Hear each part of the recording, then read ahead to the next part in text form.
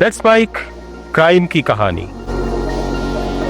कई फिल्मों में आपने देखा होगा और कहने सुनने को भी मिलता है कि भारत में अपनी आखिरी दिनों में भी दाऊद की अपने बाप से बहस हुई कि कानून से मत भाग, देश नहीं छोड़, पर वो रुका नहीं, भाग गया। अब उसी दाऊद को अपने किए कर्मों की सजा उसे अपने बेटे के जरिए मिल रही है।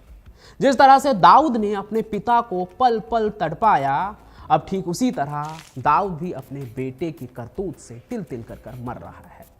अब यहाँ सबसे बड़ा सवाल ये है कि कौन है डॉन का बेटा और आखिर वो ऐसा क्या कर रहा है जिससे दाऊद इब्राहिम इतना ज़्यादा परेशान है।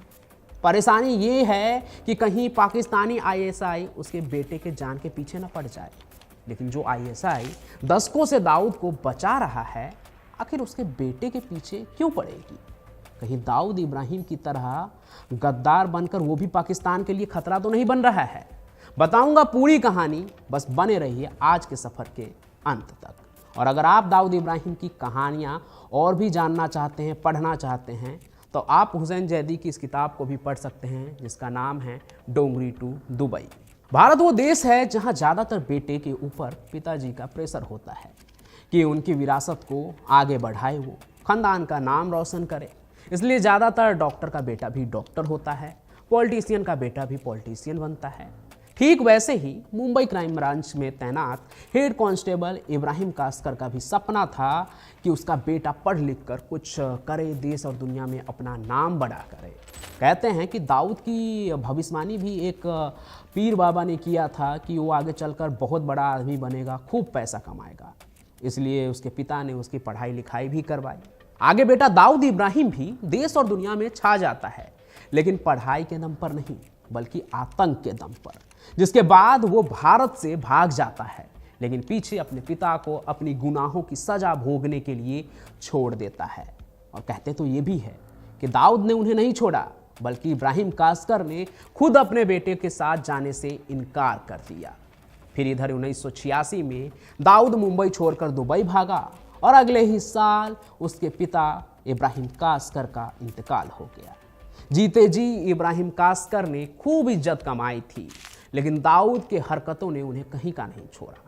अब यहाँ एक बात और भी है जिस पर ध्यान दीजिएगा कि जो बाप बेटे के चोरी चकारी की हरकत से इतना शर्मसार हो जाते थे कि बाहर किसी को अपना मुंह दिखाने के लिए भी नहीं निकलते थे, अगर उसके जीते जी दाऊद ने मुंबई पर हमला करवा दिया होता तो वो तो ऐसे ही मर जाते।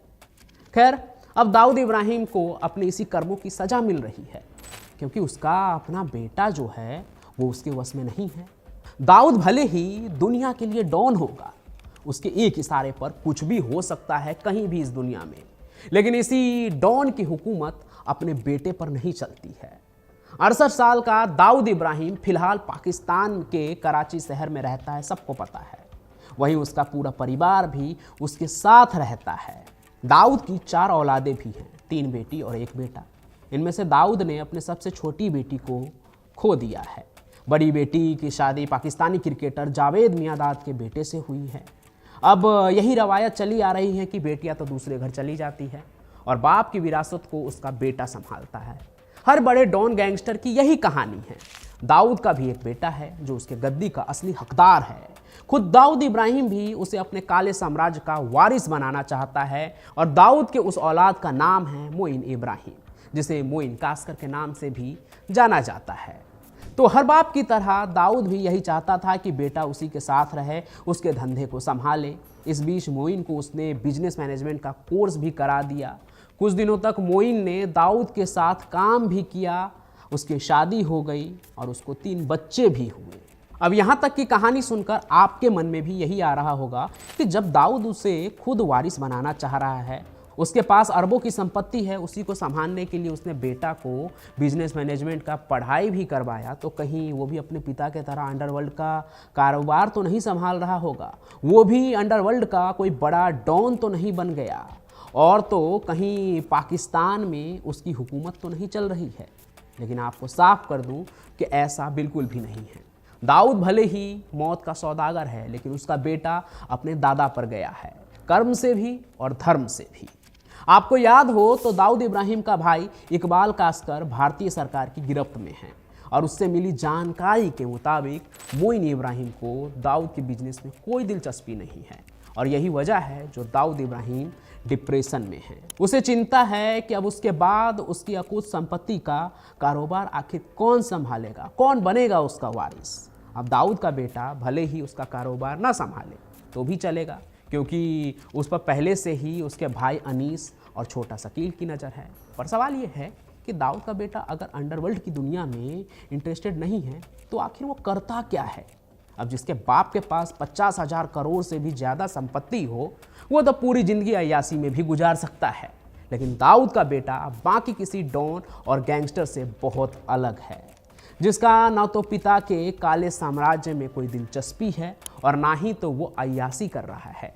दाऊद का बेटा अपने दादा इब्राहिम कास्कर के तरह पारिवारिक और मजहबी है, जो मस्जिद में ही अपना ज़्यादा समय बिताता है। और साल 2017 में तो ये भी खबर सुनने में आई थी कि दाऊद इब्राहिम का बेटा मौलाना बन गया है।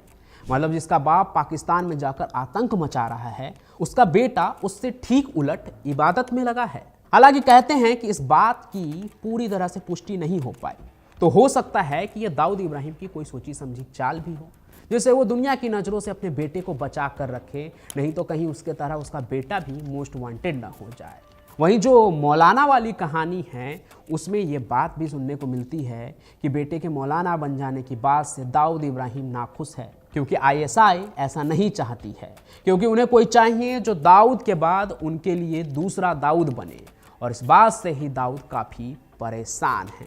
सुनने में तो ये भी मिलता है कि उसका बेटा दाऊद से अलग होकर मस्जिद में दिए हुए क्वार्टर में ही रहता है। वैसे आपको दाऊद के बेटे की मौलाना बनने वाली कहानी कितनी सही लगती है? वैसे मेरे नज़र में तो दोनों ही बातें हो सकती है। पहला ये जो मैंने हुसैन जैदी की किताब डोंगरी टू दुबई में पढ़ा है कि एक कांस्टेबल का बेटा डॉन बन गया, तो हो सकता है कि डॉन का बेटा भी मौलाना बन सकता है। बाकी ये दाऊद की सोची समझी चाल भी हो सकती है। वैसे आपको क्या लगता है वो कमेंट बॉक्स में ज़रूर बताएं, और साथ ही साथ इस कहानी को लाइक करें, ज़्यादा से ज़्यादा शेयर करें और हमारे इस चैनल को सब्सक्राइब जरूर कर लें। मैं पंचम प्रकाश आपसे यूं ही मिलता रहूँगा किसी और सफ़र में किसी और क्राइम की कहानी के साथ। तब तक के लिए आपका बहुत बहुत धन्यवाद।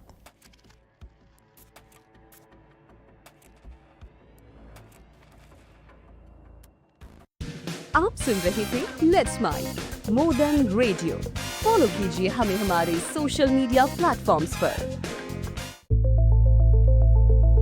It's time for news. It's time for more than radio. Presenting the first radio news app, Let's Mic. Let's Mic, a news-based app on your phone where you get to watch and listen news, talk shows, interviews, radio show podcasts. On Let's Mic, you get all relevant information of TV, print, radio, podcast, and digital. Let's Mic talks about every segment of life.